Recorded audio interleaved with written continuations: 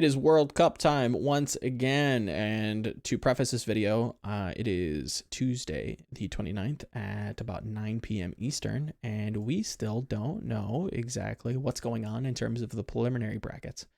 That's what I will preface a lot of this with. A lot of the information that I'm going on is probably old by the time this video comes out, or at least I'm going to hope that it's old. I'm hoping that tomorrow when I wake up, we will have a little bit more information on what's happening with World Cup. We have announced, or the Blizzard has announced, the talent that will be working the event, which I'm very excited for. A lot of tier 2 representation. Jake's going to be there, Lemon Kiwi, a lot of good people. So I'm excited to see what the broadcast looks like. I'm sure it will be very fun and entertaining. But I am a little concerned that we still don't know what these brackets are going to look like. So again, I want to preface this now. Don't chastise me if things don't work out, because some of these brackets are a little borked. But let's start with the top 5 teams. Now, the top 5 teams were basically made after you kind of parse out the past BlizzCon performances. The top 5 teams coming in with buys into basically World Cup playoffs are South Korea, Canada, China, France, and the United States. Out of those 5 teams, I am excited about, let's say, 2 of them. Let's say 3. I'm sorry. Let's do 3 teams. I'm excited about 3 of these teams. I think you can't not be excited about South Korea. I think this team is absolutely stacked. You've got arguably the best coach. I think the best coach in the world. You've got Krusty, piloting the ship. You've got Carpe, Architect, Haksal, Choi Hyobin, Mono, IDK, and Bedoshin. That's a stacked lineup. I don't think anybody at this event is going to compete with this team. I think they're going to manhandle basically everybody and walk away with their, 4th gold medal at the World Cup. I think it would be an upset if anybody beat them at any point in this tournament. Group stage, playoff, double, it doesn't matter. This team is not going to lose. I would be very, very surprised if this team loses. And I think that's why I have them so highly rated in terms of this top 5 power ranking, is because this team is disgusting. This is all top tier Overwatch League talent, where some of these other teams don't even have top tier contenders talent within their team. So South Korea is going to win hands down. TLDR, if you came for anything else, that's the question answered, right? Now, kind of nipping at their heels, not really though, yelling at them from about a block away, is probably Team USA. I do think that this is the best team that USA has formed in Corey, KSF, Sinatra, Space, Super, Moth, Raucus, and Arrow as coach. This is if this is a time where the USA is going to place very well, I think this is the team to do it. Kind of disappointing placings in the past. This is the team to really keep your eyes on if you're a Western fan and you want to see your defending Overwatch League champion, or most of them, most of these players, Moth, Super, Sinatra, coming off of a title win on the biggest stage of them all. I think they've got a lot of confidence, and I think they're going to do well for themselves. If they can take it to South Korea, that kind of remains to be seen. I'm interested to see if the meta has changed at all. If Arrow has any kind of weird curveballs to throw at them. Not the most serious competition in the world, so I would expect a lot of teams to kind of come in with their own style and really not have fun with it. I think that kind of puts a strange taste in people's mouths, but I think you're going to see a lot of stylistic differences, let's say, come World Cup. So far we've got SK at number 1 in terms of power rankings, not in terms of placings or predictions like that. But I've got South Korea, easily my top team. We've got the United States kind of coming in at number 2. And number 3, I've got China. I would have put China probably tied at 2nd with the US, but seeing how Leave is going to be absent due to personal health issues, I can't in good faith put them at 2nd as much as I'd like to. I do think this team in general is very, very solid. They've got Jinmu, Eileen, solid DPS duo, Elsa, Gusha, Kyo, Yvetel, and Coach Ray. That's a very, very good lineup that I think will do well. And out of the top 5 teams, that's easily the third best. Now, when it comes to 4th and 5th, that's where things get a little tricky. I'm not even convinced that Canada or France will be the 4th and or 5th best team in terms of power rankings at this event. Why is that? Canada in general has some good talent and some very, very big question marks for me. Let's run down this roster. Agilities. Again, I've never been very fond of him. I've always kind of had an out for him. I don't think he's very good. He has a very high potential that we've seen in the past, but overall, not a fantastic player. Not anything that I'm really excited for and can kind of put faith into. I don't know what he plays even in this meta. Maybe plays the Mei over Mangachu. I don't see that happening. Historically, I believe Mangachu has played that hero a little bit better. Surefour again, and that kind of goes down the list. Like Surefour, good player, solid. I think you're gonna see Canada rally around him if they do want to kind of perform well. I think it's gonna be on the backs of Surefour and Crimzo at flex support. Then they've got Mangachu, who brings a lot of versatility, but they're again not necessarily known to be the best player in the world. Note, still have my questions about his hero pool. XQC hasn't played in a year, so I have some questions there. I think Crimzo is very talented. And then they have Banny coming in as either main support or some sort of duo flex support. I don't know exactly why that is. I do have my questions there. You have a main tank who hasn't played in, X amount of months and or years. And then you don't have a main support. I have some worries. Unless Canada is going full on Bastion mode the entire event, I don't see them being as flexible as some of these other teams.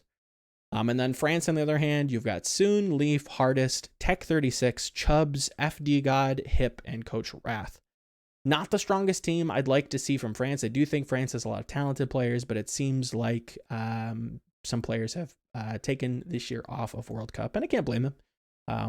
Overwatch League is a absolute marathon, and kind of want to rest up before you head into the next season. So I can't blame any of the French players for sitting this one out. Now, outside of that, I say, okay, I don't know if Canada or France are even, 4th and 5th best team there, then who is, right? I think some of the teams to look for coming out of the preliminaries are the UK, obviously. You've got KSP, fantastic Widow, very underrated player. Kib, I think is very good. I think he's very solid, very, very flexible. Not necessarily the best at any hero in particular, but will perform on a number of heroes and actually surprise you at how flexible he can be. Smex and Fusions at tank. I think solid overall, nothing super exciting. I think Fusions is really starting to fall in stock for me. Haven't seen him necessarily play as well as he can, coming off of Boston's fairly disappointing 2019 season. I will say that having him step in and having a large shot calling presence is going to be a very, very good thing for Team UK. Then you've got Boombox, Funny Astro, fantastic player, and Cruz coming in with Coach Hayes. Overall, I think this team could easily be 4th or 5th best. Whether or not they live up to that expectation kind of remains to be seen, but with Cruz and Funny Astro, you've got two very, very capable, if not some of the best Western main supports in the league. Will we see Cruz flex? I don't know. I don't think so. I don't think they'll need him to.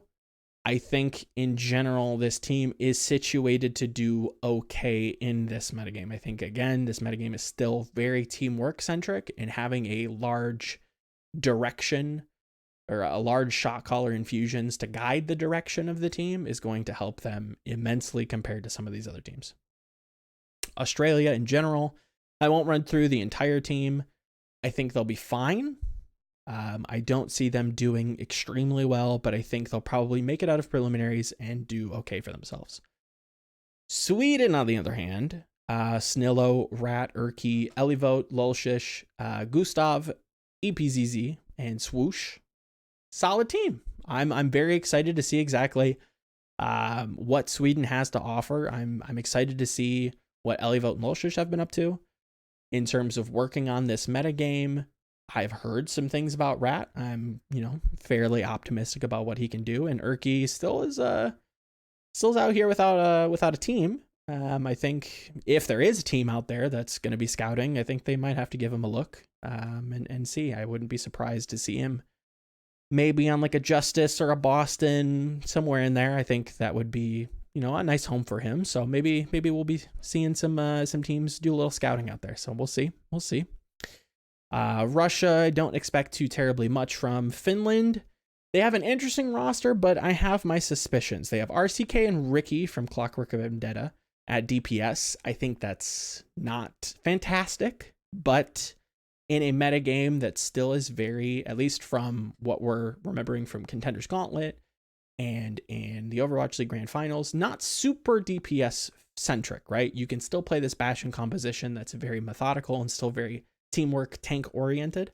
And that's where you have Zappos and LH Cloudy. I think that's where you start to see this team really shine, is with their tanks and their supports. Then they have Shaz, Masa, and Zupe with Coach Saita running the ship. I think that's where they're going to shine, is playing this very rotation heavy Bastion comp and starting to set up very methodical rotations, which I know that Saita is very, very good at. They might actually have some curveballs set in place to catch people off guard. I think that's a very Finnish thing to do. If my brain serves me correctly, they don't necessarily always play the exact meta, which is a good thing. I think that's very that cause for hope for me. So I'm looking at Finland to definitely get out of preliminaries.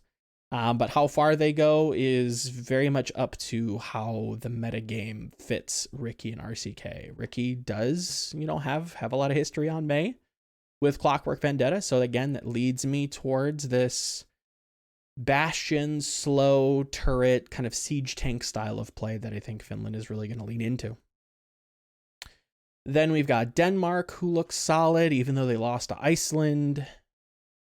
Will they have learned? I don't know. Solid team, though. Shax, Fissure, Naga, Molfig. Solid team. Scalar, Kellex. Good all overall team. We'll get to that team in a second. Is there anybody else I'm forgetting? I think that's pretty much it. I think Netherlands could be interesting. Facilities. We could see. Now, before I forget, I think my dark horse pick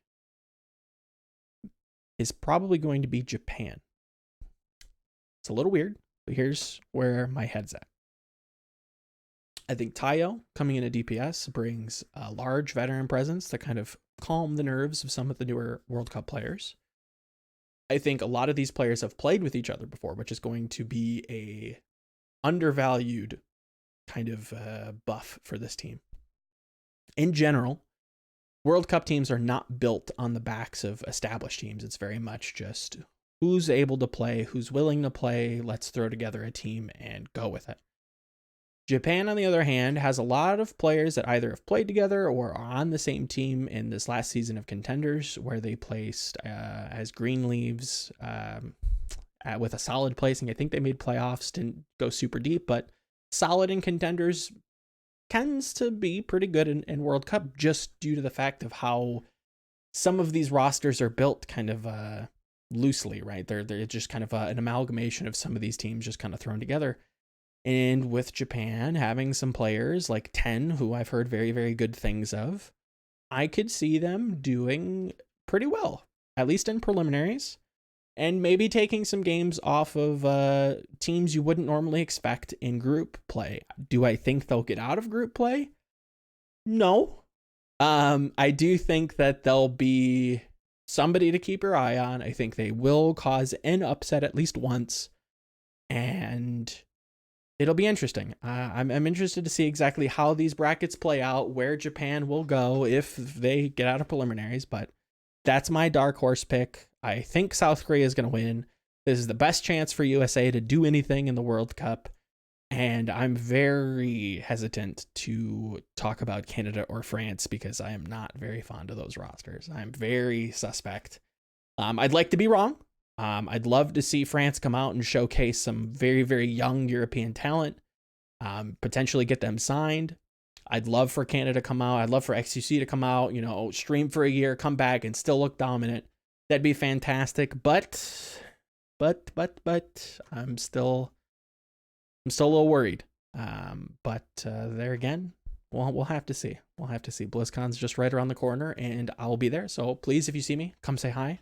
I'd love to put some names to faces.